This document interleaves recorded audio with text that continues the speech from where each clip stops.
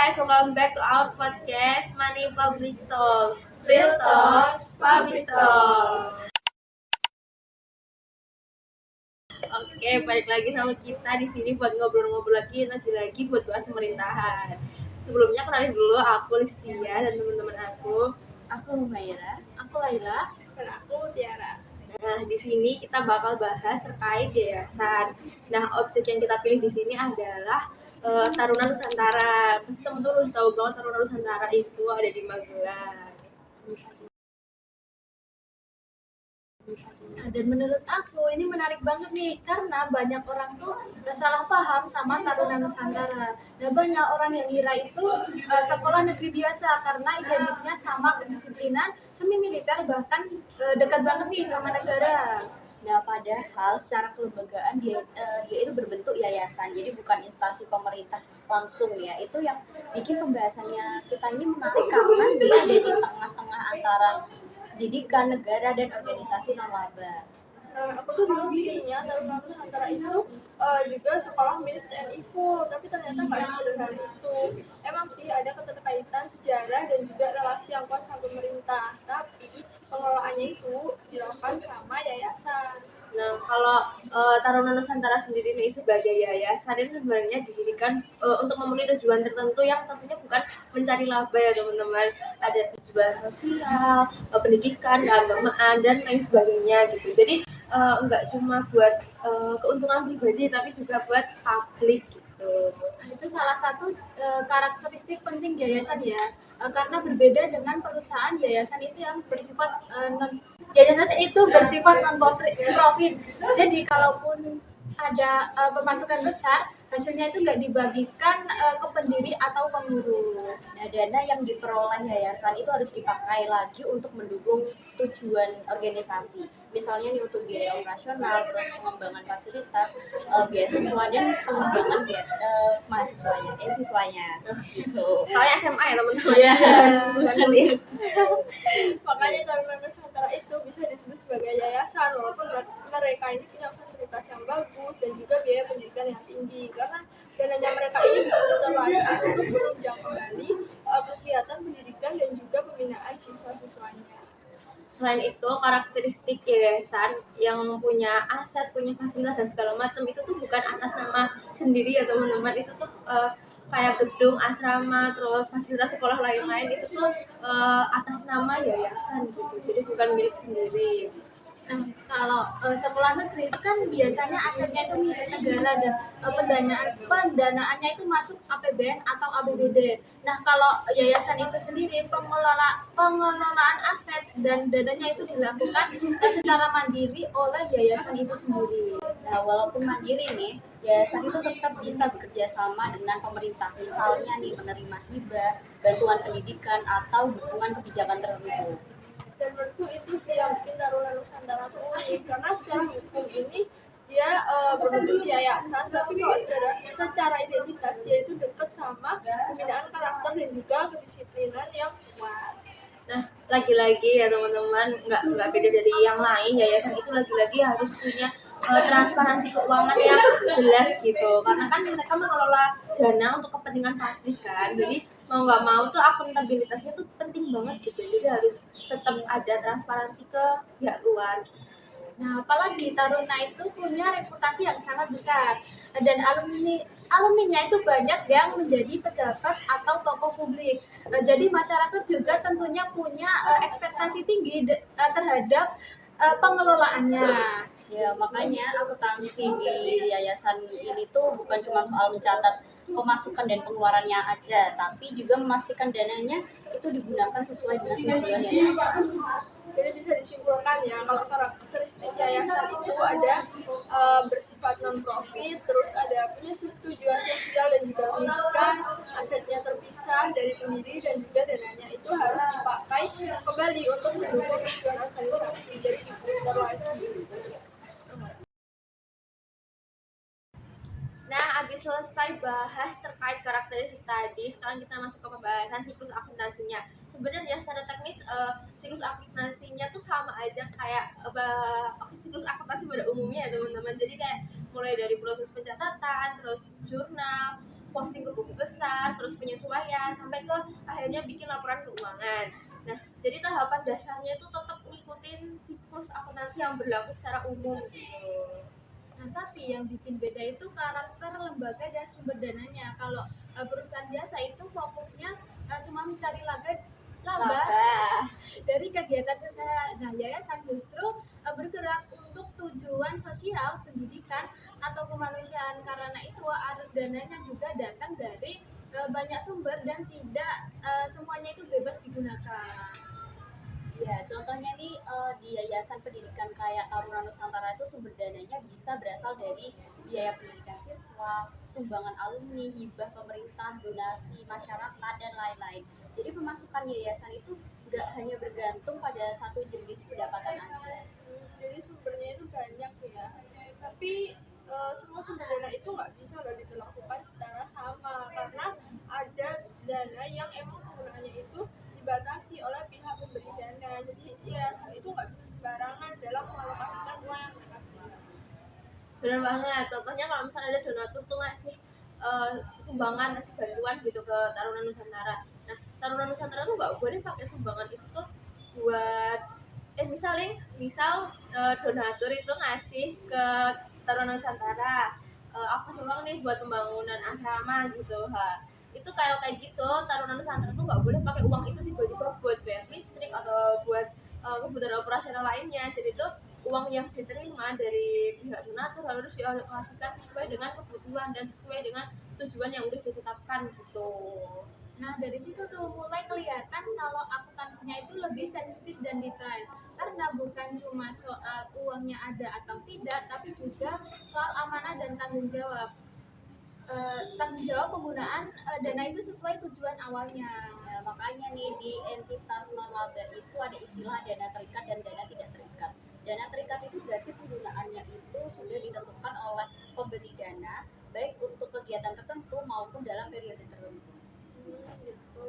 Tapi kalau dana terikat ini dia sifatnya itu lebih fleksibel ya, nggak kayak dana yang terikat karena dana jenis ini itu biasanya dipakai untuk operasional umum yayasan, contohnya kayak pembayaran gaji karyawan, terus biaya administrasi, pemeliharaan fasilitas, dan juga kegiatan-kegiatan rutin yayasan lainnya. Nah, menurutku ini yang bikin siklus akuntansi yayasan itu lebih rumit dibandingkan sama perusahaan biasa gitu kan. Kalau yayasan itu harus melakukan pemisahan pencatatan dana, terus juga monitoring penggunaan dana dan memastikan semuanya itu sesuai sama tujuan yang udah ditetapkan kayak yang aku bilang di awal tadi. Jadi dana yang masuk tuh ya dialokasikan sesuai dengan tujuan yang udah ditetapkan gitu. Nah, belum lagi kalau yayasan itu punya banyak unit kegiatan. Nah, Taruna Nusantara nih misalnya bukan cuma punya kegiatan soal akademik saja, tapi juga asrama, pelatihan karakter, terus ada kegiatan kedisiplinan, organisasi siswa, kegiatan olahraga, bahkan sampai pembinaan yang lainnya. Banyak Iya.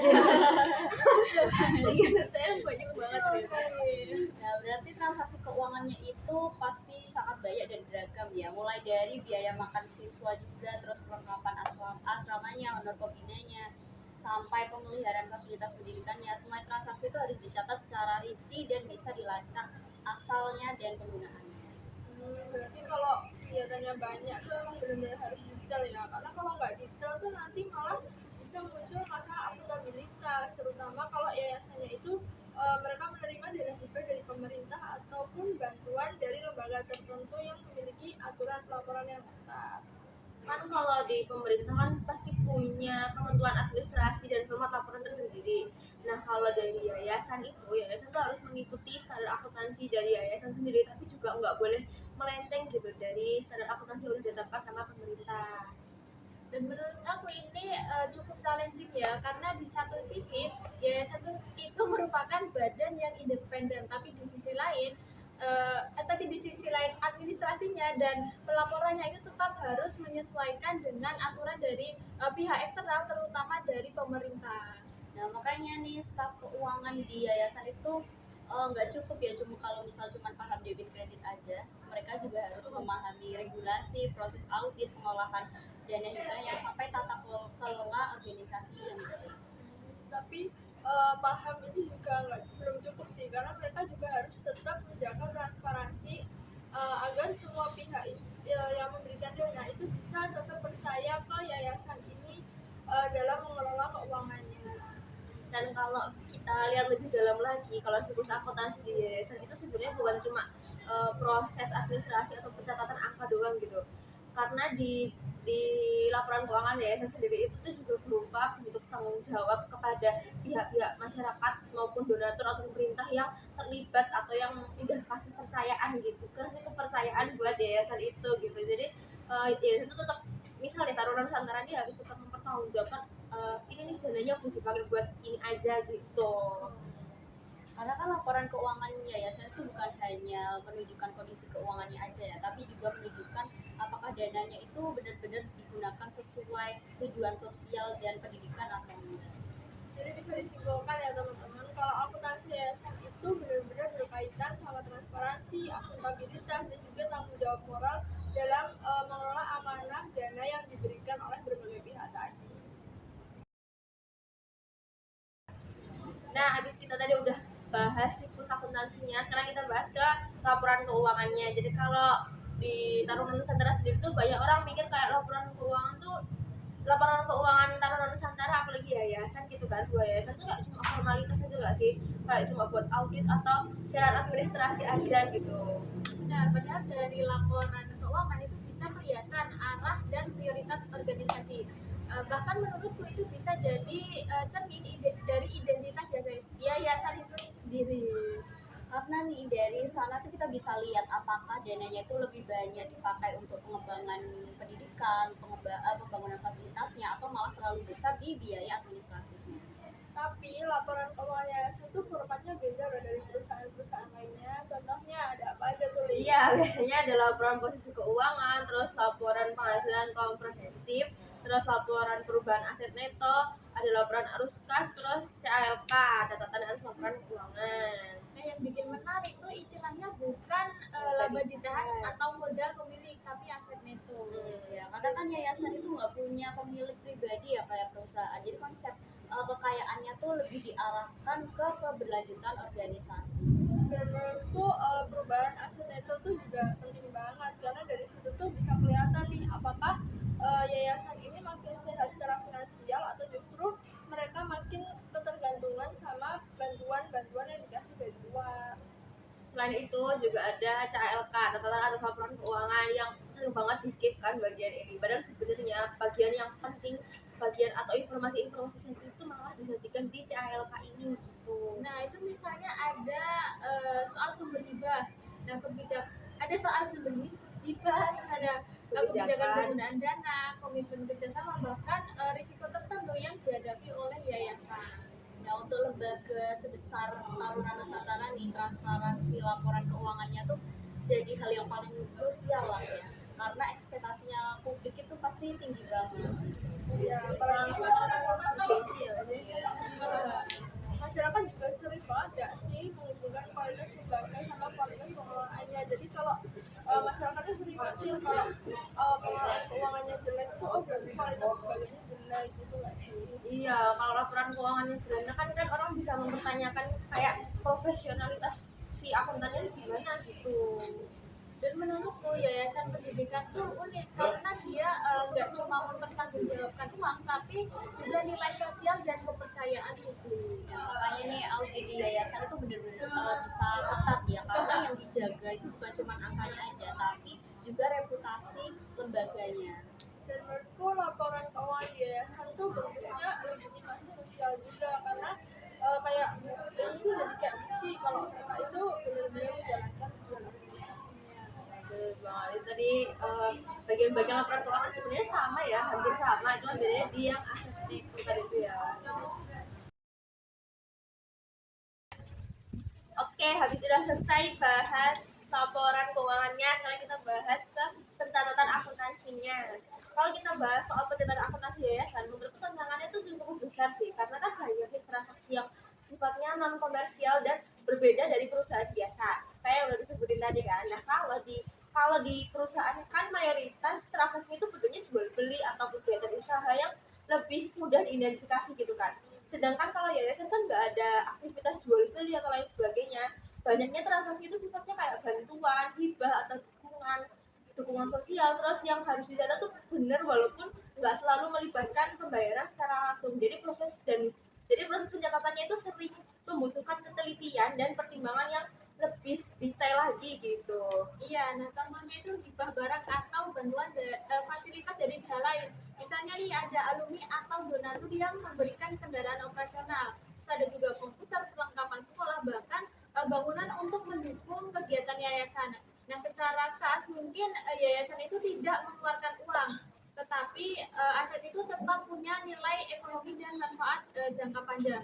Jadi akuntansinya itu tetap harus mengakui bahwa yayasan menerima tambahan aset. Nah, hal seperti ini itu menurutku bukan pencatatan yayasan.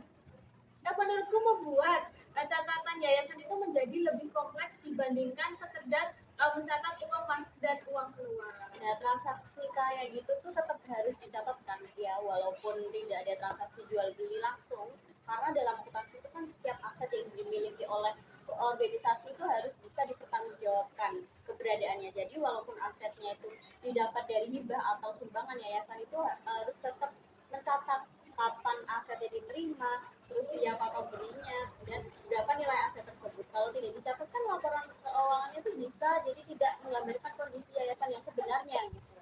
Ya biasanya aset hibah itu dicatat berdasarkan nilai wajarnya. Jadi yayasan ini perlu memperkirakan nih berapa nilai pasar dan nilai ekonomis asetnya pada saat aset itu diterima. Misalnya ada kendaraan yang disumbangkan. Nah, kendaraan itu harus dinilai berapa sih harga wajarnya lalu baru dimasukkan ke laporan keuangan. Jadi dengan begitu pencatatan aset ini jadi lebih akurat, terus laporan keuangannya lebih transparan dan juga lebih menunjukkan kalau akuntansi yayasan ini membutuhkan penilaian profesional dan juga sekedar mencatat angka secara akal. Di situ sebenarnya kita udah tahu nih, udah punya bayangan kan kalau akuntansi yayasan itu sebenarnya enggak sesederhana yang dibayangkan banyak orang. Banyak orang mikir yang kayak catatan yayasan itu cuma soal pemasukan donasi atau pengeluaran kegiatan, padahal kenyataannya itu lebih detail karena kan setiap transaksi harus dianalisis dulu kayak sifatnya gimana, sumber daya dari mana, terus penggunaannya buat apa, terus apakah ada pembatasan tertentu atau tidak. Jadi staf keuangan yayasan itu memang harus punya ketelitian tinggi gitu dan punya profesionalitas sendiri gitu. Belum lagi kalau yayasan itu punya program beasiswa atau bantuan pendidikan. Nah, pencatatannya itu juga harus jelas dan terpisah. Misalnya nih ada bantuan biaya pendidikan untuk siswa tertentu. Itu harus dicatat apakah sebagai beban program pendidikan, bantuan sosial atau pengeluaran program secara khusus. Kalau pencatatannya itu tidak jelas, nanti laporan keuangan itu bisa membingungkan dan sulit dianalisis. Jadi klasifikasi transaksi itu di yayasan itu menurutku sangat penting. Ya, karena kan di yayasan itu klasifikasi transaksi kan memang berpengaruh besar ya terhadap laporan secara keseluruhan. Salah mengelompokkan transaksi itu bisa bikin laporannya itu jadi tidak sesuai dengan kondisi sebenarnya. Misalnya di dana program pendidikan itu malah dicatat sebagai biaya operasional biasa, itu bisa membuat evaluasi penggunaan dananya itu jadi keliru. Padahal keuangan yayasan itu biasanya dipakai untuk melihat apakah dananya itu benar-benar digunakan sesuai tujuan organisasi atau tidak.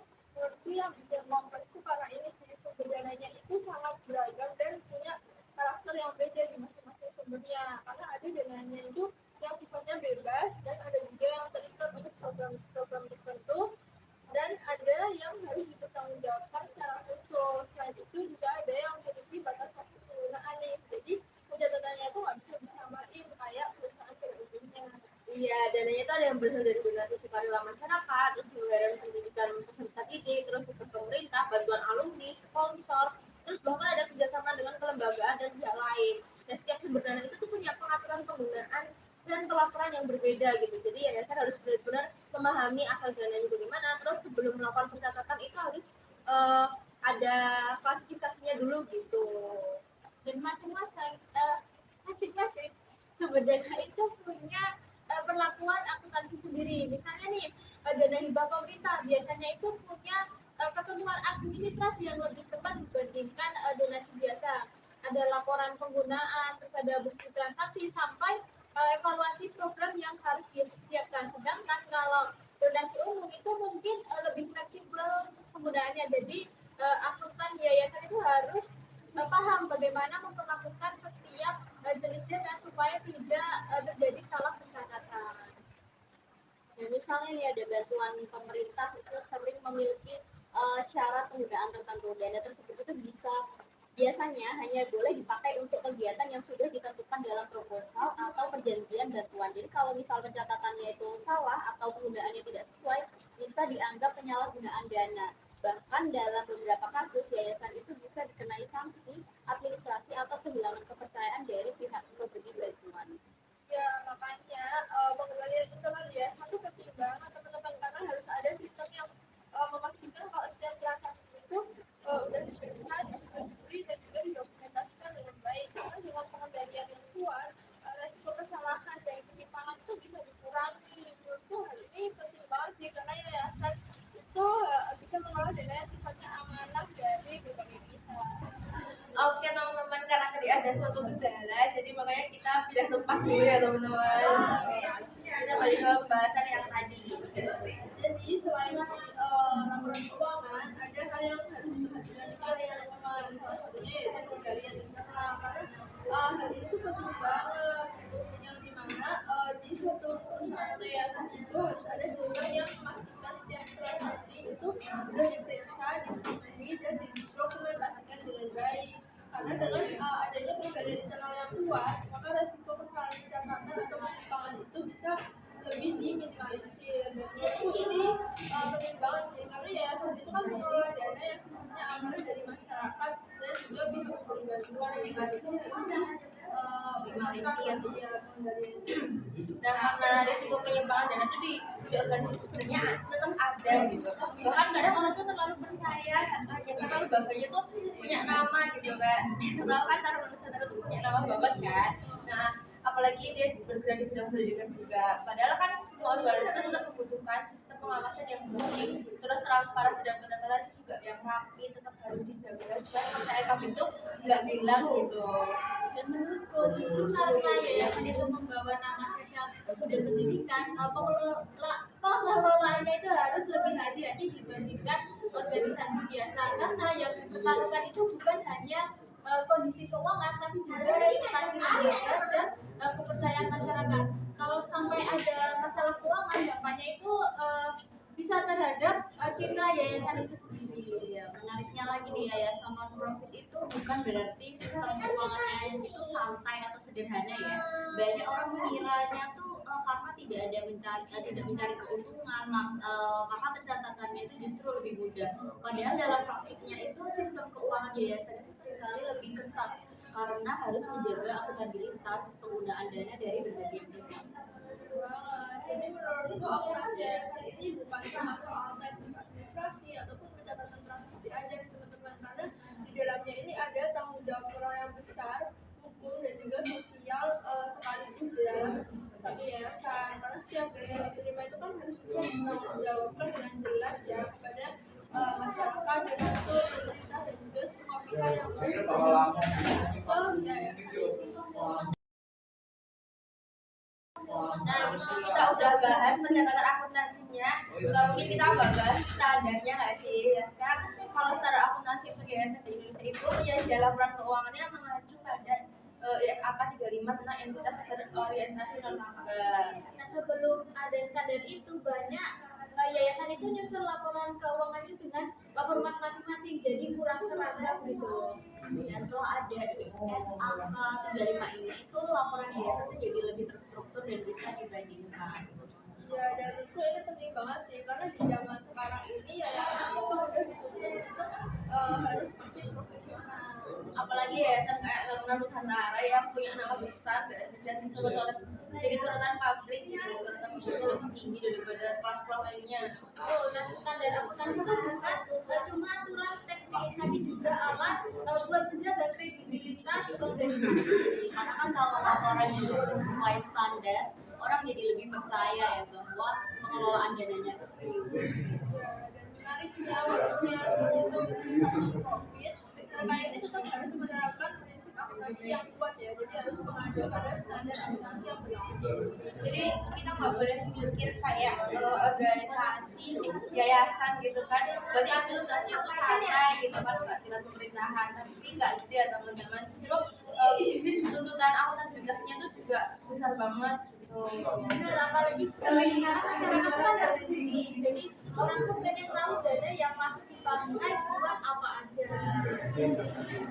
Nah, habis itu dan kalau dari yang bisa kayak tarian nusantara itu kan ya kita bisa lihat bagaimana yayasan itu bisa tetap punya identitas sosial pendidikan tapi tetap dikelola secara profesional. Ini yang bikin topik kita kali ini jadi menarik karena ternyata di balik citra disiplin dan pendidikan yang itu ada sistem akuntansi dan juga tata kelola yang sangat kompleks. Dan pembahasan yayasan ini tuh ternyata nggak sesederhana organisasi non-profit aja, tapi ada relasi hukum negara, terus sumber dananya sampai ke standar pelaporan, jadi semuanya tuh saling berkaitan gitu, ada kaitannya. Nah, jadi akuntansi yayasan itu sebenarnya bukan cuma soal angka, tapi juga soal menjaga tujuan sosial tetap berjalan dengan tata kelola yang sehat. Dan itu penting banget ya, terutama buat lembaga pendidikan yang membawa nama besar dan kepercayaan masyarakat. Oke, mungkin segitu dulu ya pembahasan podcast kita kali ini.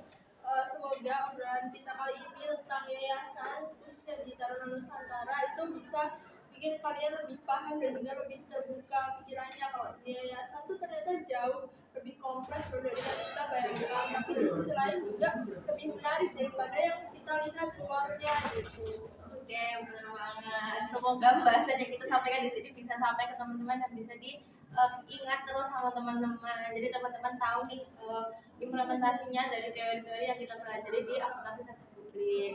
Oke, cukup segitu aja teman-teman. See you next podcast. Dadah.